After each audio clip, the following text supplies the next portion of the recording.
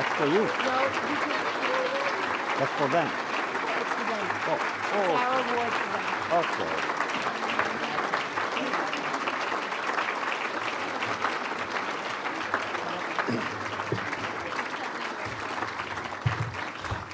This is the first time in my life and Marion's that we celebrate a family. Usually we celebrate a person, but a family, my God, we must make a Shechianu a special prayer. So,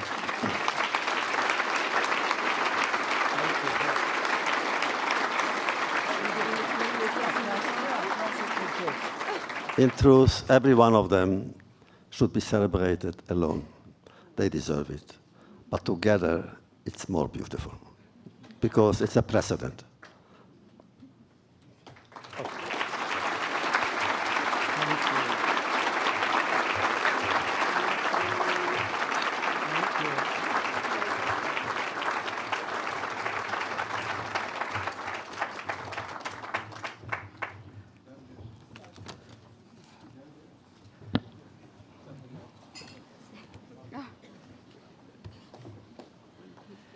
Thank you all.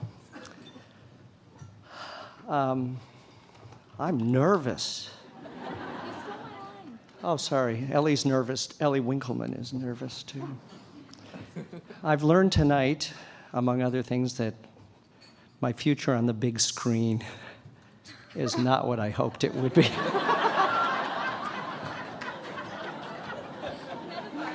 Okay. Alex says that goes for the whole family. Okay.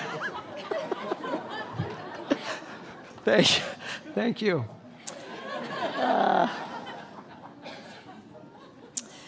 The members of the Winkelman family standing before you are honored and grateful to be with you tonight.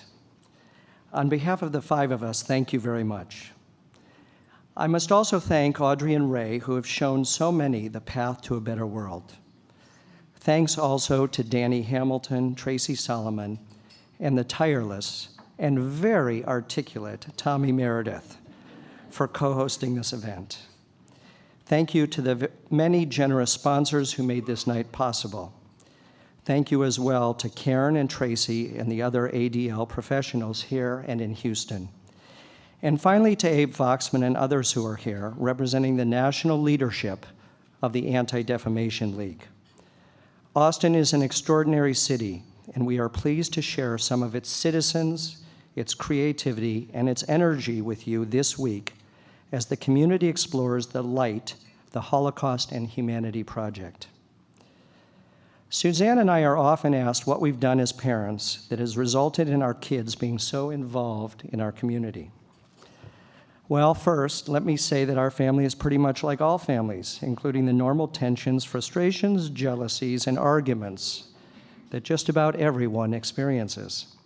So I'm sorry to say that we don't have any panaceas to offer. What I can suggest is many hugs and lots of love and attention. As my mother Alice suggests, attention is one of our basic needs. The interesting thing to me is that these themes tie so profoundly to Professor Wiesel's injunction, meant in the larger sense of our role in the community, local or worldwide, that we avoid indifference, that in fact, quote, we must always take sides, that there must never be a time when we fail to protest. In our daily lives and how we raise our children, friends and acquaintances, and even strangers, how we relate to our friends and acquaintances and even strangers, Professor Wiesel's call to action has, I believe, a more personal meaning. By taking a position, by giving a little bit of yourself, perhaps more than a little bit on occasion, you can make a big difference in someone's life and perhaps the world. I wouldn't be here, and by the extension, we wouldn't be here tonight if it weren't for the positions that people in this room took on my behalf. Of course, our parents, my mother, and Suzanne's father, Bernie, who are here, raised us and set the stage.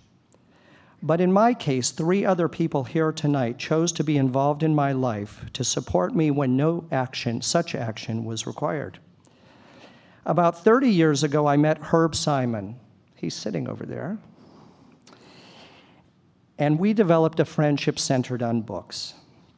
Then, almost 19 years ago, when I was really down on my luck, Herb backed our move to Austin and my investment in the company that became Calendar Club.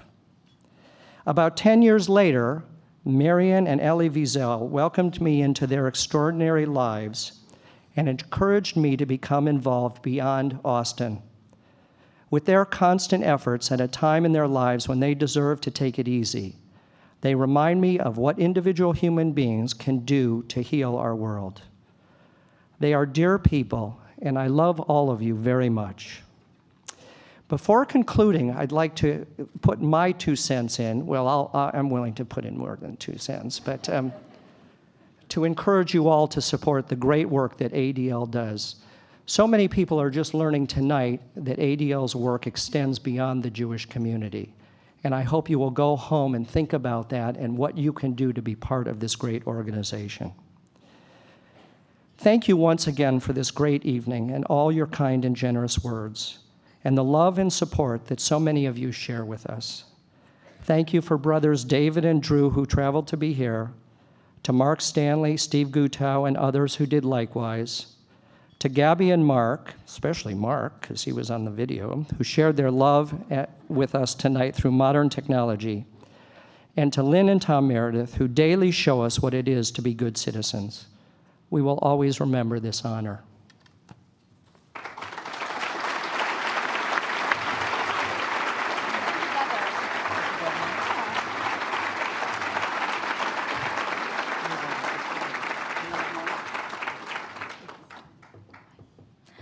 Hi, I'm Ellie, and I'm speaking on behalf of the Winkle kids.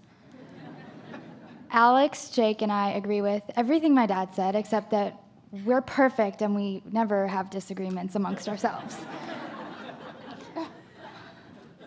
We want to echo our parents' thanks, and we also need to thank the 2 of you, Mark and Suzanne. Both of you showed us in your own ways to always look out for opportunities to make the world or even just someone's day better. Our mom slams on the brakes to let a squirrel cross the road or to help a dog that looks like it's lost. She reuses every Ziploc bag. And Ziploc bags seem small, but every week when our parents roll their trash bin out to the curb, it's half empty or half full. Empty. Jake says empty. When our dad sees someone standing on a corner with a sign that says, "I need help," he doesn't look away. He talks to that person and shares in a moment of human dignity. And he'll often park the car and get out to go get a snack from the box of cereal bars that he has in his trunk.